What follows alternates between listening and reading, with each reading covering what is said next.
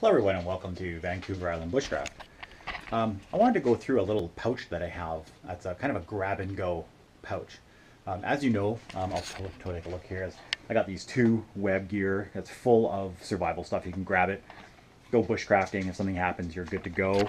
I got another one here that's good to go. Everything's in there: food, fire, shelter, water. Two more over here. That's the new pouch and the older one.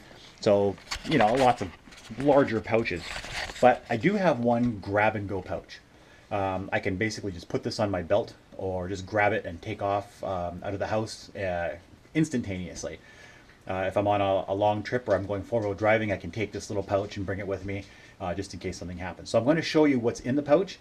And the whole idea behind this video is you can make a small pouch with everything you need. You don't have to have a huge backpack, even a medium-sized backpack or webbing.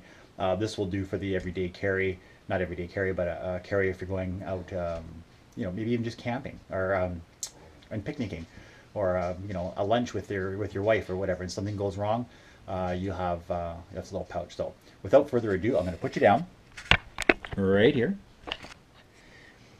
So this is the pouch. Basically, this is a military pouch that you would put on the webbing, and it's got everything you need on it and in it to live in the woods somewhat comfortably until rescue shows up. So to start off with the outside of the pouch, basically this is a standard pouch that you can get at any surplus place. The ones at Coombs, the surplus place at Coombs has a lot of these, and it has the belt loops you can put around your belt. Also has the plastic connectors for the webbing itself, but not relevant for this particular situation. On here I have 30 feet of Gorilla Tape. You can see the thickness of this Gorilla Tape. So 30 feet of Gorilla Tape, that allows me to do a lot of repairs if necessary. So let's open this up. On the top I have a list of everything that I have in the pack, so that there's no wondering if something is in here. I'll go through everything, so I'm not going to read this to you.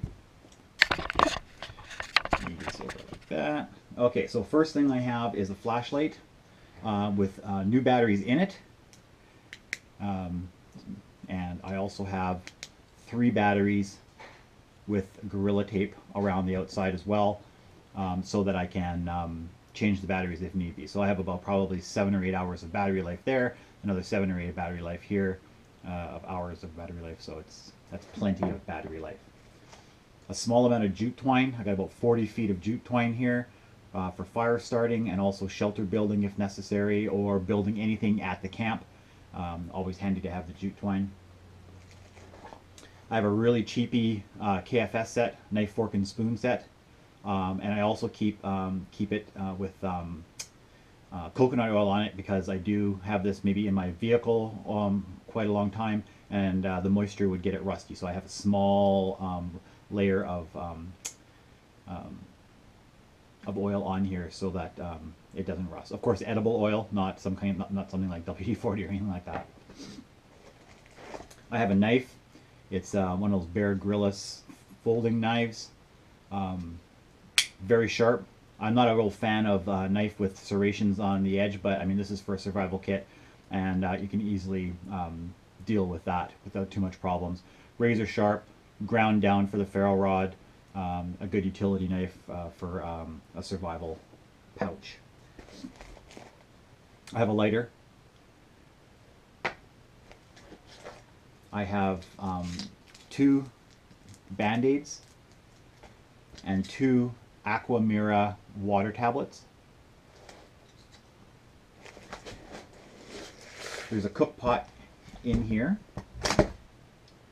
2 elastic bands. I have a cover which can be used as a plate.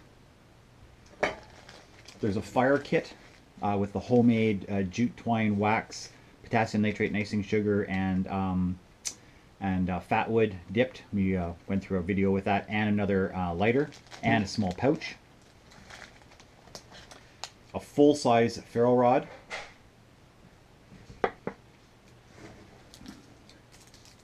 Two more Band-Aids. 4 pouches of Bovril, beef and chicken. I have a package of coffee. And I have 4 servings of rice. And of course a pot to cook everything in.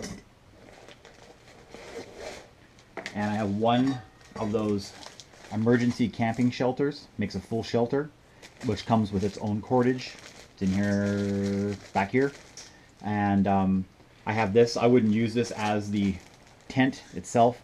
I would cut it and make a full-size tarp over top of me. I wouldn't have this base here like this, because if it's raining, this will fill with water, and you got kind of a situation. So I would use this as a really large tarp.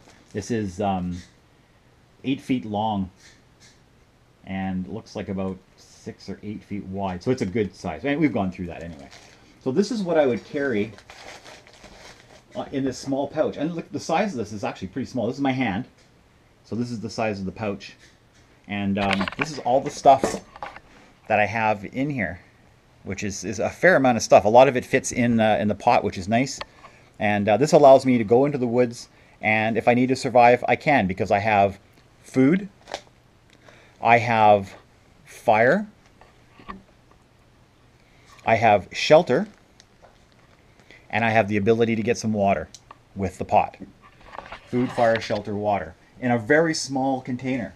You know, this container can easily fit